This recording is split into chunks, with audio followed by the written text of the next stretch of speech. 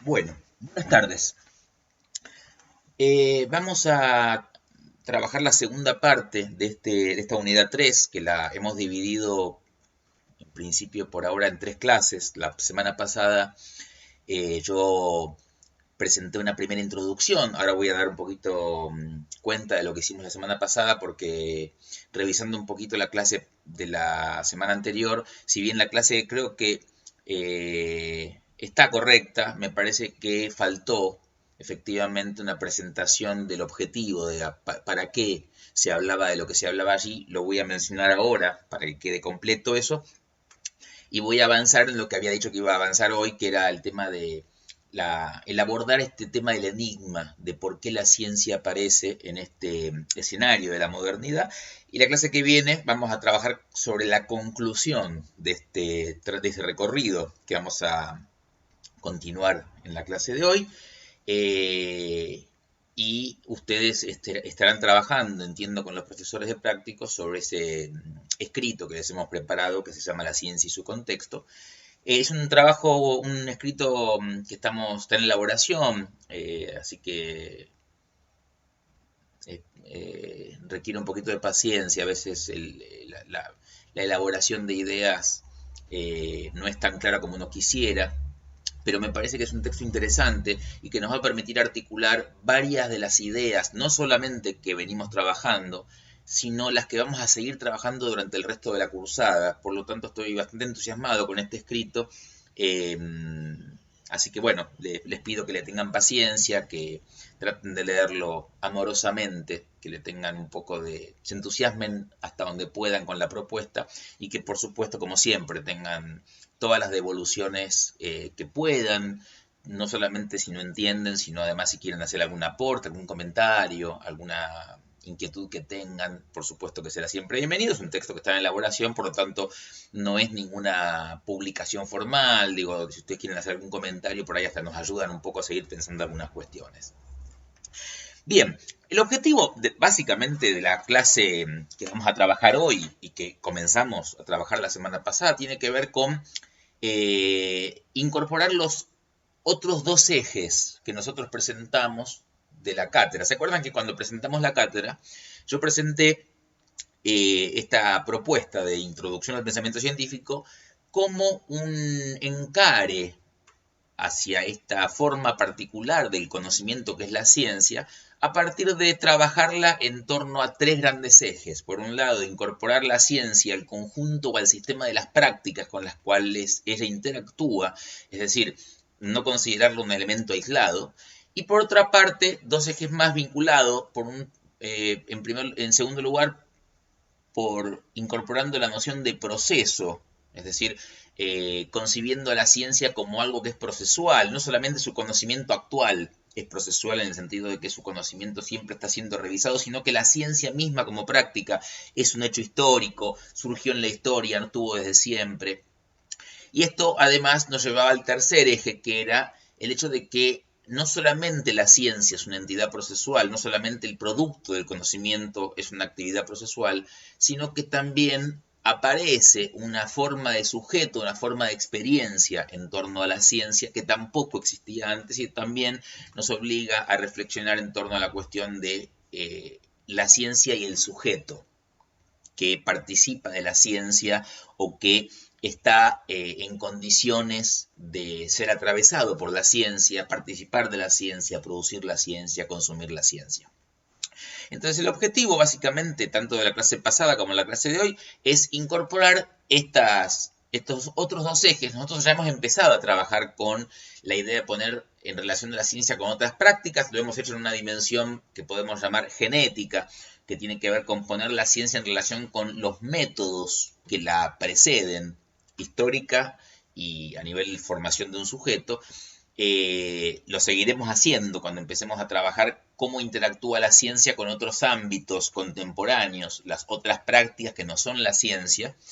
Eh, pero ahora vamos a trabajar esto que es el contexto, el proceso. Digo, en qué momento aparece, por qué aparece en este momento en particular. Nosotros ya adelantamos la semana pasada ¿Cuándo ocurre esto? Según los libros de historia habíamos dicho, esto acontece allí donde se consagra o se desarrolla de manera eminente lo que se denomina el mundo burgués, el mundo moderno, ¿sí? Y vamos a tratar de entender qué cosa es lo que está de alguna manera operando allí que hizo posible y por qué es que hizo posible esto que vamos a llamar la experiencia científica. Repasemos una mínima lo que hicimos la semana pasada para que quede como fijado. Presentamos estos dos ejes y hice mención de esto que llamé la analogía cinematográfica para entender un poco cuál iba a ser nuestra propuesta. Esto de tratar de completar ese fotograma final que es la ciencia de la cual nos hablan los manuales, de la cual nos hablan los libros de historia, que es la ciencia actual, la ciencia que ya está desarrollada, la ciencia que ya se presenta como cosa hecha, ¿sí? Y la propuesta nuestra de tratar de agregarle, de incorporarle el resto de la película, ¿sí? Esta otra parte que explica por qué la ciencia hace lo que hace, por qué la ciencia llega a existir, ¿sí? Todo este recorrido que de algún modo explica por qué no hubo ciencia antes, por qué de repente la ciencia es posible, ¿sí? Y de ahí derivamos esto que llamamos la presentación del enigma, que básicamente consiste en preguntarse cómo es que la ciencia, si es que se va a dedicar a estudiar las cosas del mundo, las cosas observables, los hechos, y aparentemente para eso no se requiere más que observar, ¿cómo es que los antiguos no llegaron a esto? ¿Cómo es que la ciencia tarda tanto en llegar si aparentemente la experiencia científica requería de cosas tan elementales como realidad a observar y capacidad de observar? Parece que ambas cosas estaban dadas desde hace mucho.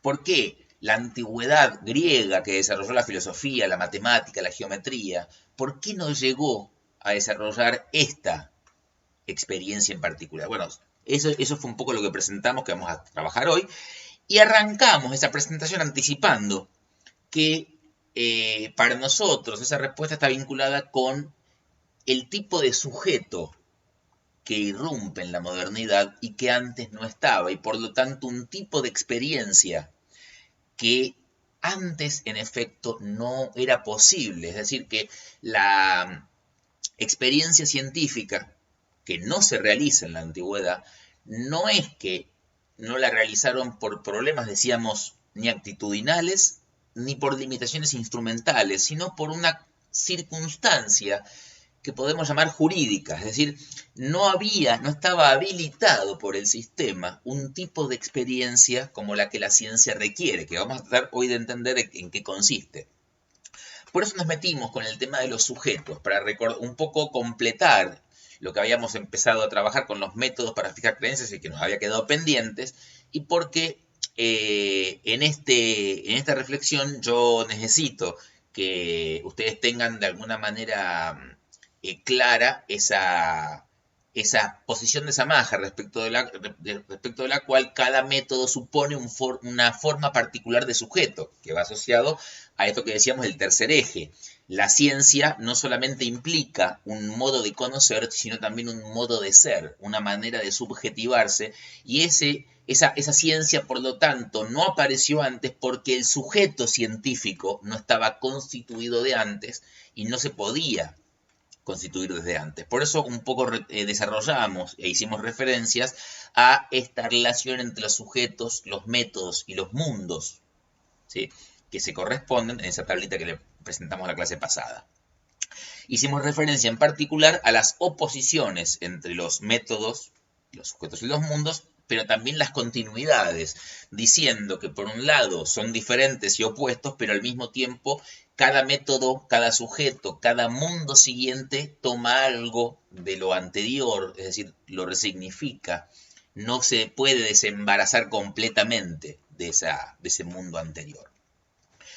Nosotros dejamos de algún modo planteada esta, que ahora la voy a explicitar de manera clara, esta pregunta que Samaja se hace cuando llega ese ítem llamado conclusión sobre los métodos, ¿sí?, que es parte de la consigna 10 que ustedes tenían, que es la pregunta por el sujeto genuino, ¿no? Digo que, para dar un ejemplo, sería una pareja, ¿no?, una pareja romántica, una pareja amorosa, un matrimonio, un grupo de novios, unos novios, ¿son realmente un sujeto genuino, real, o únicamente es el agregado de las únicas subjetividades reales y posibles que son los individuos que integran esa pareja? Dicho de otra manera, cuando hablamos de una familia, cuando hablamos de una comunidad, cuando hablamos de un Estado, ¿hablamos de sujetos genuinos, de sujetos reales, o son solamente conjuntos de sujetos que viven juntos? Bueno, la respuesta de Samaja es sí, es un sujeto real,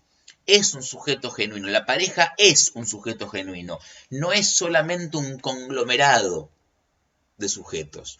¿Y esto qué quiere decir? Que la pareja es un tipo de existencia diferente que la mera suma de individuos.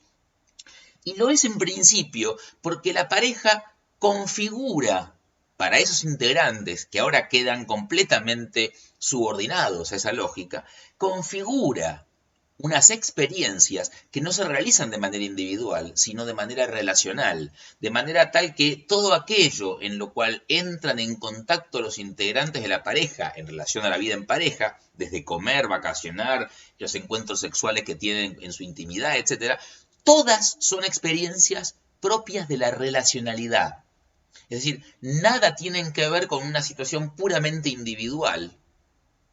Es decir, a diferencia de lo que pasa con los niñitos y las niñitas cuando son tan pequeñas y juegan uno al lado del otro, pero juegan aisladamente, lo que se llama el juego centrado, ¿sí? Es decir, hay un momento en el que antes los niños de poder jugar juntos, de poder coordinarse y formar equipos de juego, ellos juegan en simultáneo uno al lado del otro, pero cada quien en su mundo. No forman un grupo de juego, no forman una pareja de juego.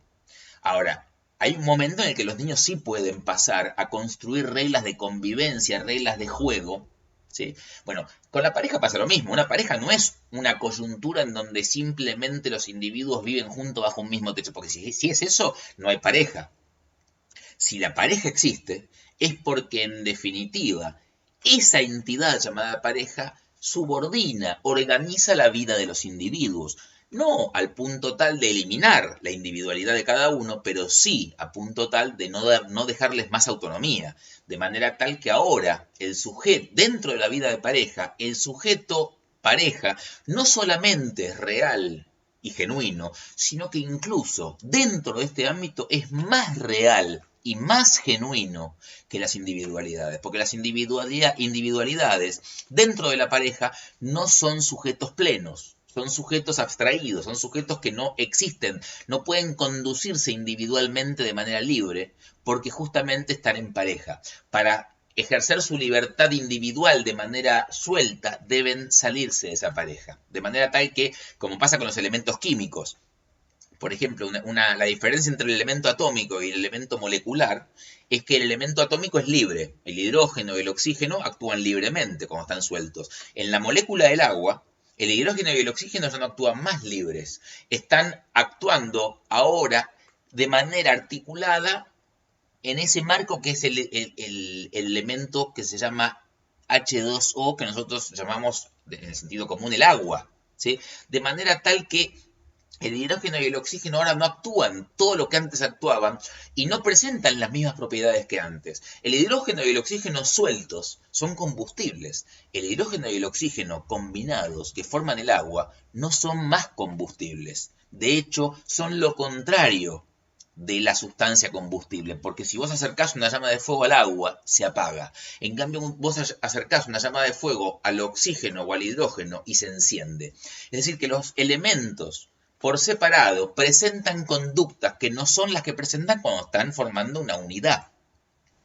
Entonces, la pregunta que hace Samaja es si estos sujetos, que ya no son más el individuo físico, que tiene un cuerpo individual, sino si estos sujetos, la comunidad, el Estado, la sociedad civil, son también sujetos en un sentido genuino. Y la respuesta de Samaja es sí, son sujetos genuinos, de manera tal que en mí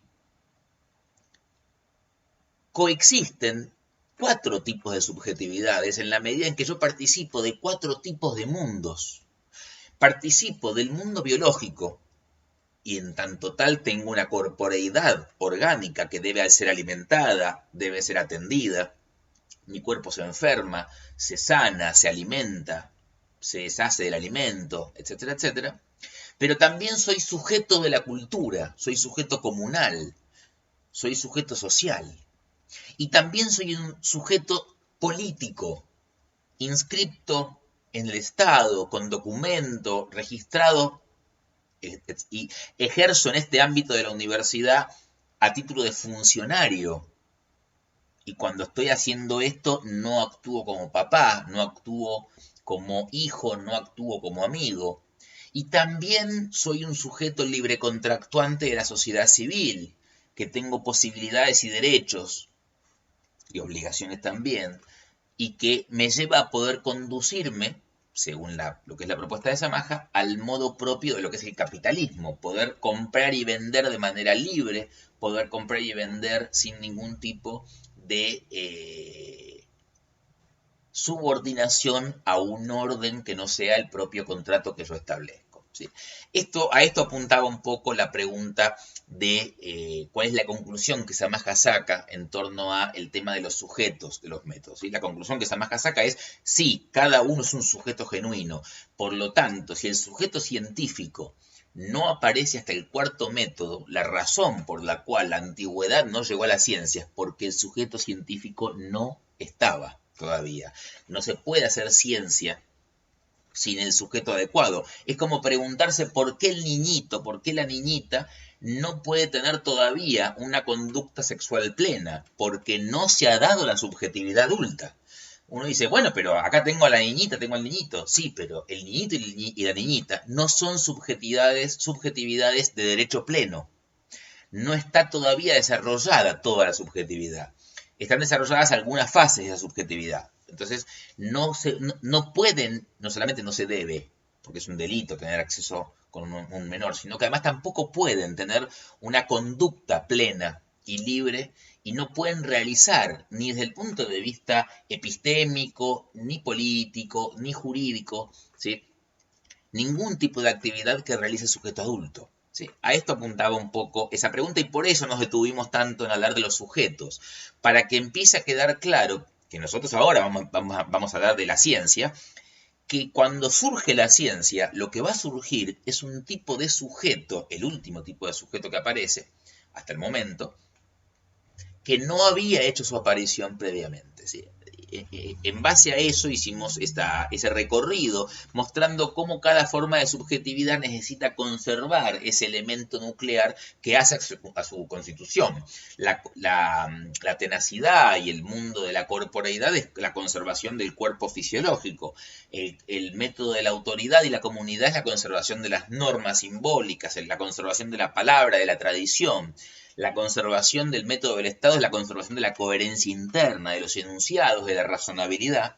Y la conservación de la ciencia o del método científico es la conservación de los criterios de experimentabilidad, es la conservación de los criterios jurídicos para apropiarse de una experiencia socialmente comunicable. ¿Sí? Esta es un poco la razón por la cual hablamos la clase pasada de estos 4 estratos de los cuales Samaja habla cuando habla del estrato de la tenacidad, el estrato de la autoridad, el estrato de la metafísica o de la filosofía y el estrato de la ciencia o de la pragmática, queriendo decir que esos estratos también van de alguna manera configurando lo que él llama la genealogía del espíritu.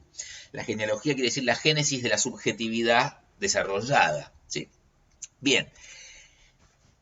La clase pasada dejamos planteada lo que va a ser nuestro enigma, que es nuestra puerta de entrada a la clase de hoy, que es en torno a que lo propio de la ciencia es la perspectiva empírica, esta aparente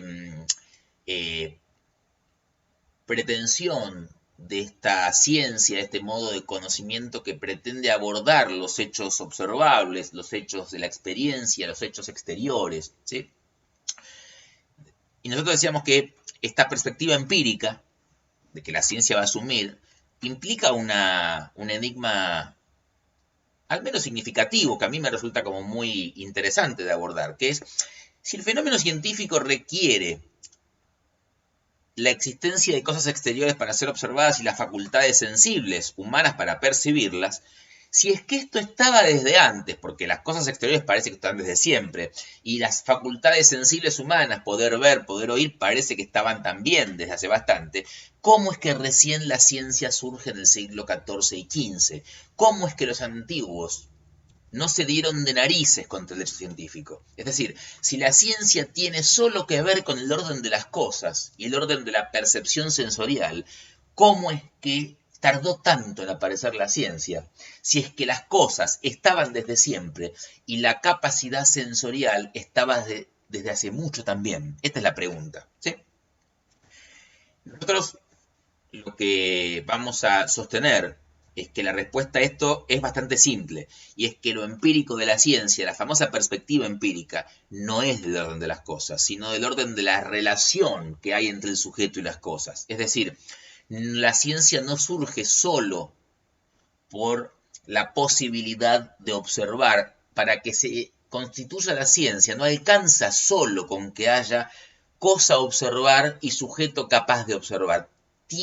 Tuvo que haber sucedido algo más, y algo mucho más importante además, que es tan importante quizás como el hecho de, o tan importante como importante tuvo que haber sido que el sujeto humano desarrollara sus órganos sensoriales. Es decir, es evidente y casi un hecho de redundancia decir que si la ciencia implica observar y entrar en contacto con el mundo exterior y poder percibirlo, es crucial para la especie humana que se haya desarrollado en la especie todos los órganos sensoriales desde el punto de vista de la biología, que mientras el homínido no desarrolló estas capacidades, mientras el homínido no desarrolló, o el ser viviente no desarrolló estas capacidades al día como la tenemos actualmente, no fue posible entrar en contacto con el mundo perceptible. Esto está claro, es decir, que para que haya ciencia es fundamental que existan, que se haya desarrollado materialmente un mundo perceptible, y fundamental que se haya desarrollado una forma de vida capaz de percibir lo perceptible. Esto está clarísimo, no hay ninguna duda al respecto. El problema es que esto no es suficiente, porque estando las dos cosas, falta todavía la tercera, que es el sistema social que hizo posible al sujeto humano la capacidad científica de entrar en contacto con el mundo del modo en el que necesitaba entrar para poder producir esta ciencia. Y por eso decimos nosotros que la ciencia no es solo una cuestión de que existan las cosas, ni solo una cuestión de que nosotros tengamos los órganos sensoriales para observar, sino que tuvo que haber sucedido que se desarrollara el mundo adecuado para que el sujeto pudiera observar de esa manera particular, y para que hubiese entonces un tipo de sujeto capaz de existir y de desarrollar esa experiencia en particular. Tuvo que aparecer ese mundo y tuvo que aparecer esa experiencia que hiciera posible a ese sujeto en particular. De eso vamos a tratar de hablar nosotros ahora a continuación.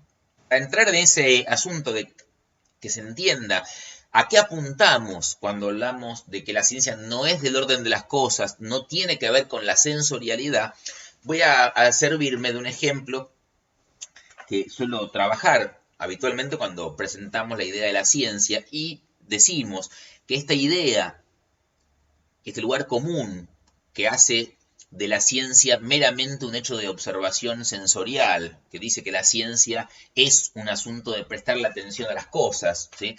Que lo que distinguió a la ciencia de la modernidad, de la antigüedad, es que los antiguos no miraban el mundo y los científicos en cambio miran el mundo de las cosas, son muy sensibles a mirar cómo se comporta el mundo, como si el científico fuese una persona que anota las cosas que hay en el mundo, como si fuese una especie de periodista, y lo que le importa es cómo se comporta el mundo al margen suyo. Bueno, esto es una falacia, la ciencia no es eso. Y les voy a contar cómo sabemos que la ciencia no es eso, y para contarles eso les voy a contar lo que se considera que es la inauguración de la ciencia moderna. Se considera que la ciencia moderna queda consagrada a partir de lo que se llama el experimento científico, y se considera a Galileo el padre del experimento científico moderno. De manera tal que si este lugar común es cierto, Galileo debiera ser, de algún modo, el experimento de Galileo, debiera ser el paradigma del sujeto que le presta atención a lo que el mundo tiene para ofrecer. Yo quiero saber lo que el mundo es, escucho al mundo. A ver, el mundo qué me dice. Como si yo dijera, quiero saber lo que piensa una persona, lo que tengo que hacer es escuchar a la persona. No tengo que hacer nada. La persona sabe, la persona tiene una conducta y un comportamiento independientes a mí, lo que hago es escucharla. Bueno, si fuera así, Galileo debería haber sido un sujeto que meramente anotaba lo que pasaba. Sin embargo, vamos a ver que no es esto lo que ocurre. ¿Cuál es el experimento famoso que conocemos de Galileo, los que no somos especialistas en física, por supuesto? Lo que se llama la caída de los graves, ¿sí? Galileo pretendía refutar la física aristotélica, la física antigua, e inaugura con su concepción mecánica, con su nueva concepción de la física mecánica, que después va a desarrollar, por supuesto, todavía más Newton, una física nueva. Y entre las cosas que Newton pretende hacer es mostrar que, a diferencia de lo que dice Aristóteles, ¿qué decía Aristóteles en torno a cómo caían las cosas? Que las cosas caían según su peso, de manera tal que la cosa más pesada cae primero que la más liviana. Y Galileo cree que Aristóteles está equivocado y que las cosas caen, o el modo en el que caen no depende del peso que tienen inmanente las cosas, sino por la fuerza de la gravedad que las atrae, de manera tal que las cosas deben caer al mismo tiempo. No caen una primero y otra después según su peso. Y entonces se nos cuenta a nosotros la anécdota de que Galileo sube a una torre con una bola de plomo grande y un objeto más pequeño, una pluma o una bola más pequeña, para tirarlas desde el campanario a ver cuál cae primero. Y uno, quizás alguno de ustedes ha escuchado en el secundario esta anécdota, conoce este experimento, quizás nunca les llamó la atención. A mí siempre me llama la atención cómo la gente no se da cuenta de esto. Digo, fíjense, revisemos un poquito el concepto. Galileo se sube a un campanario. O sea, el experimento se supone que consistió en Galileo subió un campanario para arrojar una bola de plomo muy pesada y una pelotita o un objeto muy liviano para arrojarlos. Y uno se pregunta, ¿para qué hizo eso? Para mostrar que iban a caer al mismo tiempo. Uno no, si se lo pone a pensar con un poquito de tiempo, lo primero que debiera darse cuenta es que es un delirio esto. Que o Galileo era medio tonto, o hay algo que no cierra en esa historia. ¿Cómo puede ser que Galileo haya subido hasta esa torre y haya tomado tanto trabajo para hacer algo que cualquier persona con dos dedos de frente sabe que va a ocurrir? ¿Qué va a ocurrir? Obviamente va a caer primero la más pesada, no hay ninguna duda. Digo, está claro que no van a caer de manera idéntica. Ahora, ¿cómo puede ser que Galileo haya propuesto un experimento para encontrar un resultado que en realidad refutaba lo que él mismo creía? Él estaba queriendo refutar lo que decía Aristóteles. Aristóteles decía que iba a pasar, que pasaba lo que era obvio que iba a pasar si Galileo hubiese tirado realmente las piedras. Ahora, ¿cuál es la realidad? Que Galileo no realizó ese experimento. Digo, esta es la verdad de la situación. Él sabía que si realizaba el experimento iba a caer primero la más pesada, porque lo que se observa cuando uno hace la experiencia es eso. Y por eso él critica a Aristóteles, que Aristóteles basó su física en la observación pedestre y sensible, sin darse cuenta que eso era una mera apariencia. ¿Qué hace Galileo entonces? Dice esto: Obviamente, si yo tiro los dos objetos, van a caer, obviamente, primero el más pesado. ¿Por qué? ¿Por qué no va a pasar lo que yo digo que tiene que pasar? Porque en la realidad que yo observo hay un elemento del cual no puedo deshacerme en la observación, que es el rozamiento del oxígeno. El oxígeno es lo que hace que la cosa más liviana queda más suspendida y la más pesada cae primero. Pero en un universo vacío, sin oxígeno, las cosas deberían caer al mismo tiempo. Lo repito.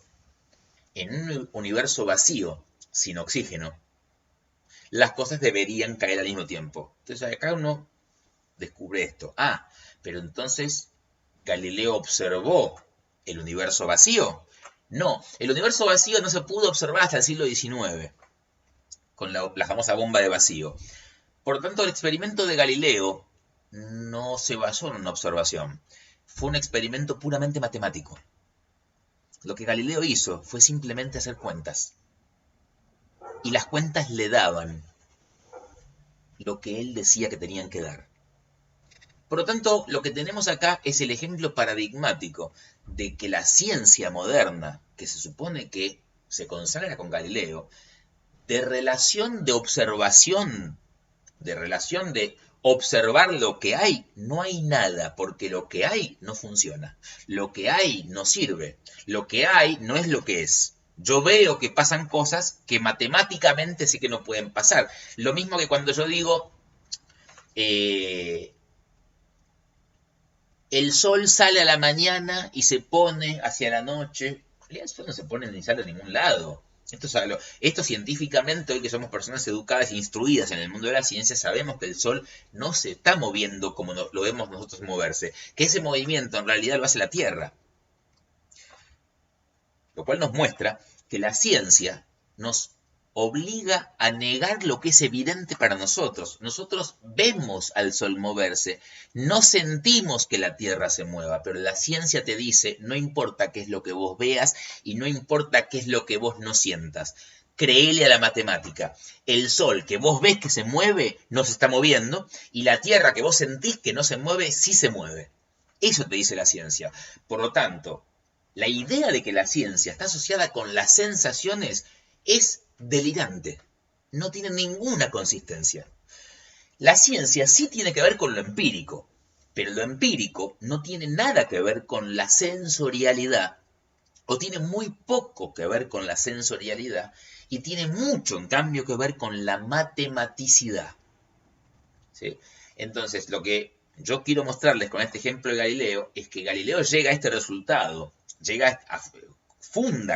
consagra el pensar científico, no observando lo que el mundo le tiene para decir, no observando lo que el mundo tiene para decirle, sino sacando las conclusiones que la matemática le indican a él, que es lo que él debe concluir e interpretar de lo que el mundo le puede mostrar. Él no le cree a la percepción. Él no le da autoridad a la sensorialidad, le otorga autoridad absoluta a su matemática. ¿Sí?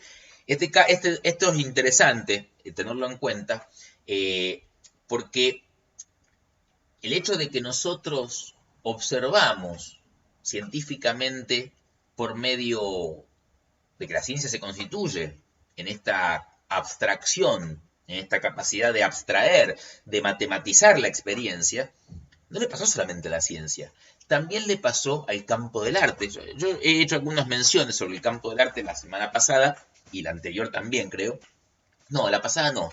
En alguna anterior, cuando hablábamos de la subjetividad que se va desarrollando en el campo del arte y en el campo del artista y el derecho a la individualidad, etc. En el Renacimiento aparece una manera nueva de pintar que nosotros hoy hoy conocemos como perspectiva, que así la denominaron los propios renacentistas. Este es un cuadro de Leonardo que se llama La Adoración de los Magos, del año 1481, que es contemporánea a Galileo, de alguna manera. Cuando uno lee los textos de Leonardo, Leonardo dice algo que es como muy parecido a lo que mucha gente piensa que es la ciencia. Mucha gente que piensa también que la ciencia se hace observando, se hace mirando, prestándole atención a los hechos exteriores. y no se da cuenta, o no le prestó nunca atención verdaderamente a los experimentos científicos, no se da cuenta esto que hace Galileo, no se da cuenta que en realidad la sensación juega un papel muy insignificante realmente, ¿sí? La sensación tiene que ser interpelada por la matemática, la sensación pura no sirve para nada en ese sentido. Mucha gente también a veces se compra el relato de lo que dicen o decían los renacentistas. Cuando Leonardo escribe sobre la manera nueva de dibujar y de pintar los cuadros, de dibujar ese realismo tan notable que permite la perspectiva, él dice que ellos pintan como pintan, porque a diferencia de los pintores de la Edad Media, ellos han asumido que la verdadera maestra es la naturaleza. El pintor que quiera pintar como corresponde, estoy parafraseando la frase, ¿no? Que quiera pintar como corresponde, debe ser un buen observador de la naturaleza, debe ser un observador atento, prestarle atención a las cosas que en la naturaleza hay. Entonces uno se lo imagina, efectivamente, a Leonardo, al borde de algún acantilado, frente a algún edificio, mirando con mucha atención, tratando de calcar. No, bueno, no hay, digamos, esta es la imagen que uno tiene, ¿no? Leonardo mismo dice que para pintar de esta manera, lo único que hacía falta era prestarle atención al mundo, dando a entender que los pintores de la Edad Media no le prestaban atención al mundo, no les importaba, no miraban el mundo, no miraban la naturaleza, y en cambio buscaban otras finalidades. En cambio, los renacentistas pintan como pintan porque han depositado su mirada en la naturaleza. ¿Sí? Uno agarra los libros que se llaman del Códice Atlántico, que son unos libros de Leonardo, que son todos sus dibujos a mano alzada. Son como 17 tomos.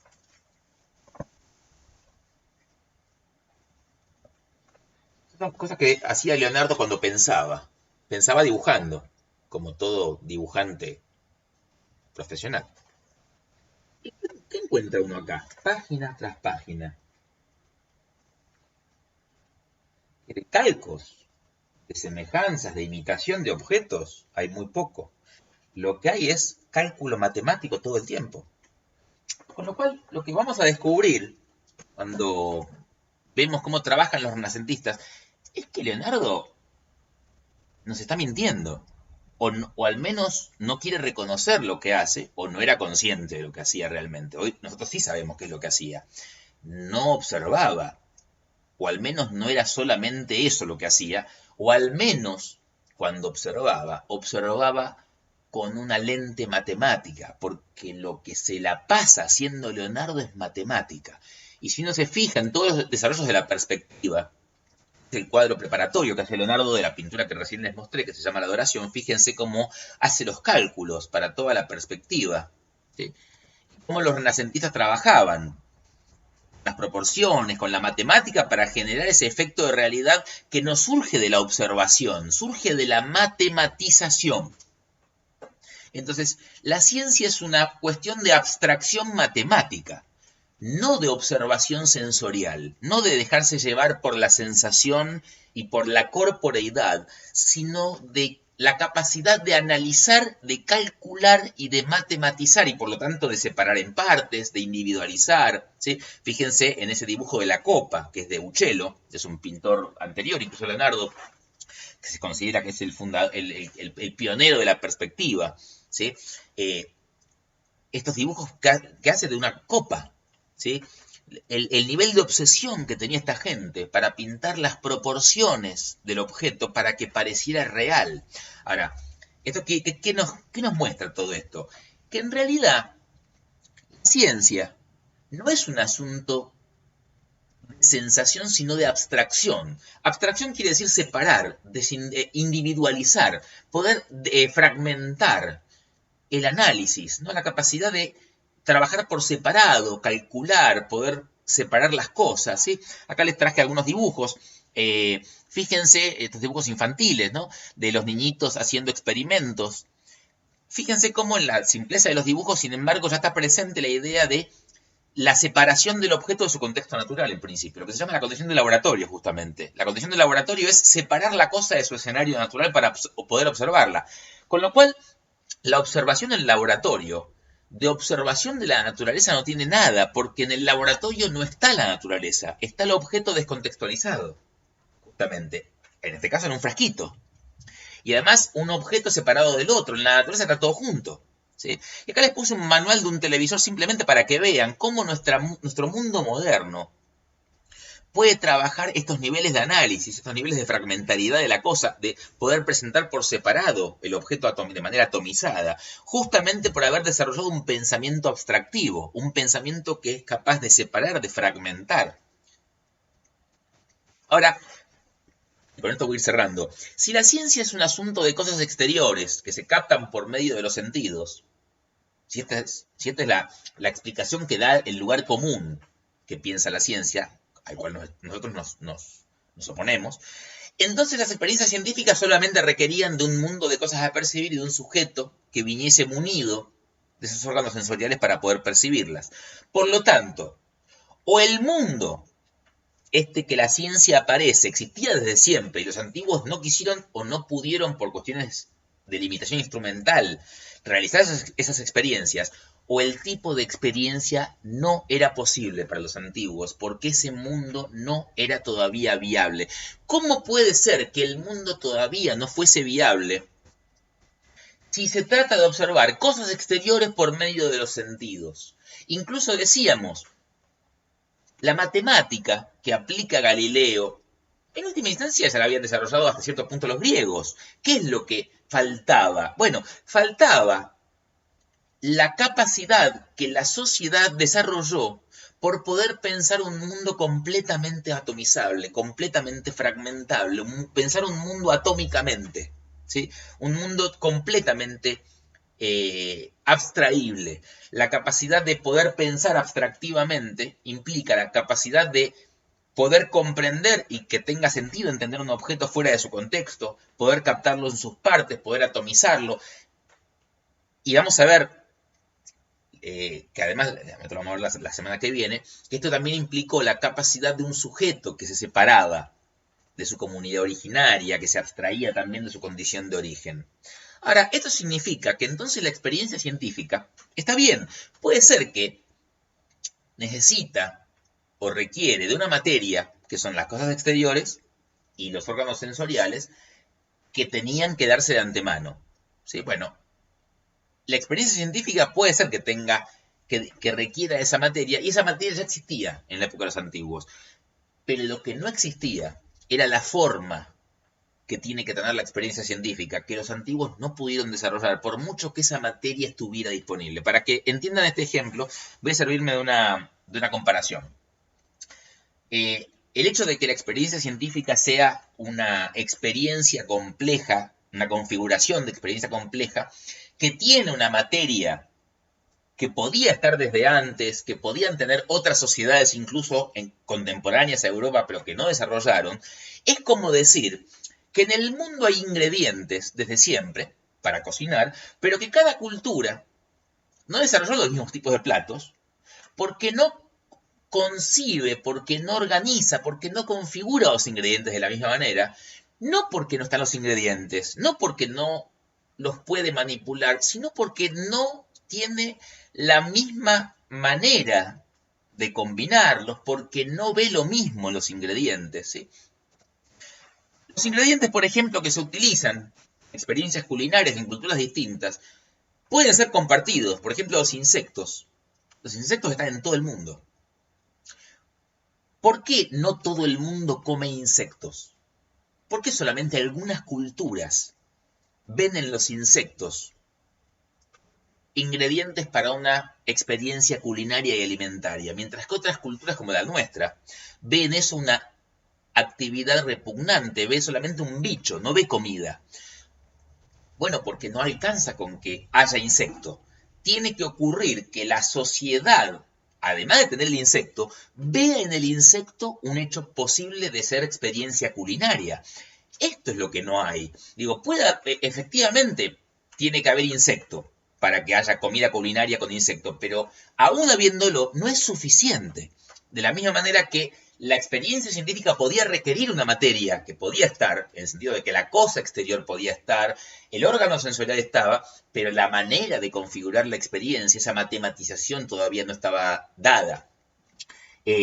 Para unos, para una cultura, ese ingrediente puede ser una experiencia posible, y se ve en eso un elemento, un ingrediente para la comida, y para la otra puede ser una imposibilidad.